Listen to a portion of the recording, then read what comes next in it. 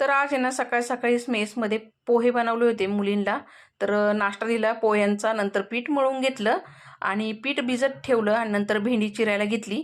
आता ही जवळजवळ 1 किलो भेंडी आहे, ती चिरून घेतली आणि लगेच तयार करायला घेतली. भेंडी तयार झाल्यानंतर लगेच पीठ भिजलं होतं. चपात्या तयार करून घेतल्या. तर सकाळचा हा डब्बा होता मुलींचा भेंडी चपातीचा. तर इथं 25 चपात्या मला लाटायच्या होत्या, तर फटाफट लाटून घेतल्या मी त्या आणि डबे भरून दिले त्यांचे. आता दुपारच्या जेवणाची तयारी चाललेली आहे. तर इथं मिरची फ्राय करून घेतली पहिली मी. नंतर आहे ना इथं मटरची घुसळ बनवलेली आहे मी. इथं मी डाळ पण बनवलेली आहे आणि राईस बनवला. आता राईस झाल्याच्यानंतर लगेच मी इकडे चपाती तयार करायला घेतलेली आहे. चपात्या यांना गरम गरम असते तेव्हाच मी डबा देत असते. आता सर्व चपात्या माझ्या लाटून झाल्या. मी डब्यामध्ये लगेच भरून घेतल्या, कारण की त्या कडक होत नाही मग. आता आहे ना लगेच डबे भरायला घ्यायचे होते म्हणून कैरी कापायला घेतली.